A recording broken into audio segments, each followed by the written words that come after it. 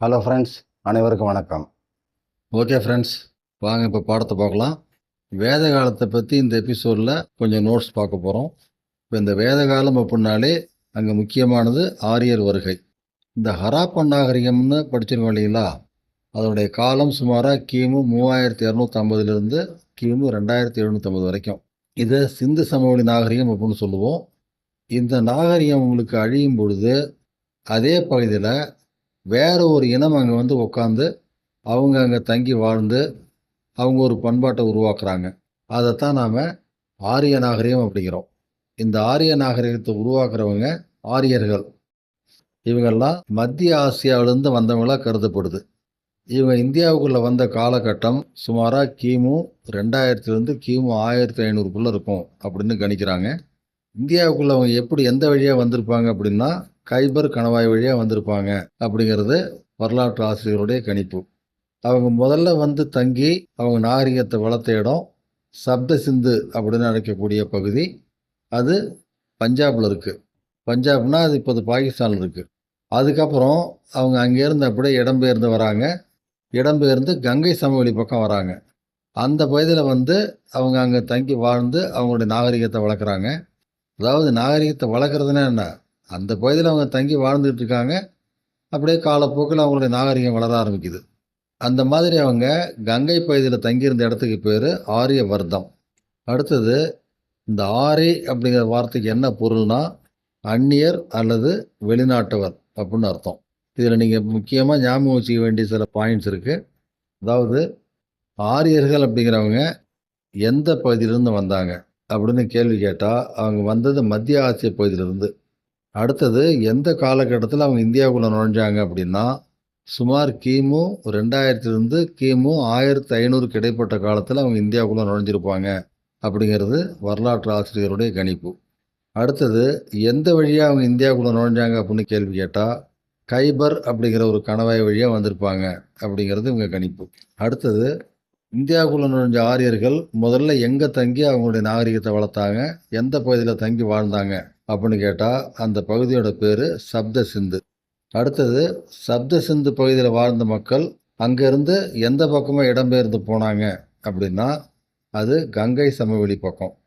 இப்போ அந்த கங்கை சமவெளி பக்கம் அவங்க இடம்பெயர்ந்து அங்கே தங்கி வாழ ஆரம்பிக்கிறாங்க. அப்படி அவங்க அங்கே வாழ்ந்த பகுதியோட பெயர் என்ன அப்படின்னா ஆரியவர்தம். அடுத்தது ஆரி அப்படிங்கிற வார்த்தைக்கு என்ன பொருள் அப்படின்னா அந்நியர்கள் அல்லது வெளிநாட்டவர் அப்படின்னு அர்த்தம். இதெல்லாம் முக்கியமான பாயிண்ட்ஸ், இதை ஞாபகம் வச்சுங்க. நெக்ஸ்ட்டு இந்த வேத காலங்களை பற்றி நாம் தெரிஞ்சுக்கிறதுக்கு நமக்கு இருக்கக்கூடிய ஆதாரங்கள் என்ன அப்படின்னா, அதாவது சான்றுகள் என்ன அப்படின்னா ரிக்வேதம், யஜுர்வேதம், சாமவேதம் மற்றும் அதர்வண வேதம் அப்படிங்கிற 4 வேதங்கள் தான் நமக்கு இது ஆதாரமாக இருக்குது. அடுத்தது வேதம் அப்படிங்கிற சொல்லுக்கு அறிவு அப்படின்னு பேர். இந்த 4 வேதங்களில் ரிக்வேதம் தான் ரொம்ப பழமையானது, அதுதான் முதல்ல வந்த வேதம். அந்த வேதத்தில் 10 பாகங்கள் இருக்குது. அந்த 10 பாகங்கள்லேயும் மொத்தமாக 1028 பாடல்கள் இருக்குது. இந்த பாடல்களை நாம் பக்தி பாடல்கள் அல்லது துதி பாடல்கள்னு சொல்லுவோம். இங்கிலீஷில் ஹைம்ஸ் அப்படிம்போம். இது இல்லாமல் மேலும் சில சான்றுகள் நமக்கு இருக்குது. அதெல்லாம் என்னென்ன அப்படின்னா பிராமணங்கள், உபநிடதங்கள், ஆரண்யங்கள், புராணங்கள் மற்றும் மகாபாரதம், ராமாயணம் போன்ற இலக்கிய சான்றுகள். ஸோ இந்த சான்றுகளும் நமக்கு வேத காலத்தை பற்றி தெரிஞ்சுக்கிறதுக்கு ஆதாரமாக இருக்கின்றன. நெக்ஸ்ட்டு இந்த சான்றுகள் கூடவே பல உபவேதங்களும் இருக்குது. அந்த உபவேதங்கள்லாம் என்னென்ன அப்படின்னா ஆயுர்வேதம். இந்த ஆயுர்வேதம் அப்படிங்கிறது மருத்துவ கலையை குறிக்கிறது. அடுத்தது தனுர்வேதம். இந்த தனுர்வேதம் அப்படிங்கிறது சண்டை பயிற்சியை குறிக்கிறது, அதாவது போர்க்கலை. அடுத்தது காந்தர்வ வேதம். இந்த காந்தர்வ வேதம் அப்படிங்கிறது பாடல் கலையை குறிக்கிறது, எல்லாம் பாட்டு சம்பந்தப்பட்டது. அடுத்தது சில்ப வேதம். இந்த சில்ப வேதம் அப்படிங்கிறது கட்டடக்கலையை குறிப்பிடுறது. இந்த உபவேதங்களும் வேத காலத்தை பற்றி நாம் தெரிஞ்சுக்கிறதுக்கு சான்றுகளாக இருக்கின்றன. இந்த இலக்கியங்களிலிருந்து வேதகால மக்களுடைய அரசியல் வாழ்க்கை, சமூக வாழ்க்கை, பொருளாதார வாழ்க்கை, அவங்களுடைய சமயம் மற்றும் பண்பாட்டு வாழ்க்கை முறை இதெல்லாம் தெரிஞ்சுக்க முடியுது.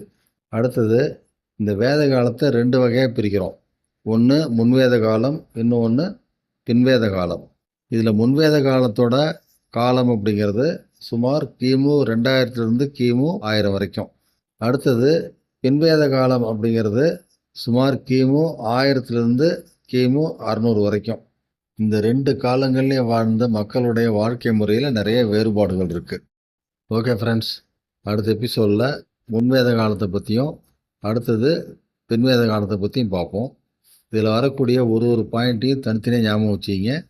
ஏன்னா எந்தெந்த பாயிண்ட்டை மையப்படுத்தி அவங்க கேள்வி கேட்பாங்கன்னு தெரியாது. இதெல்லாம் கொஞ்சம் படிக்கிறது சிரமமாக தான் இருக்கும். இருந்தாலும் வேறு வழி இல்லை. கொஞ்சம் கவனமாக படித்து ஞாபகம் வச்சுக்கிங்க. ஓகே ஃப்ரெண்ட்ஸ், கவனித்தமைக்கு மிக்க நன்றி.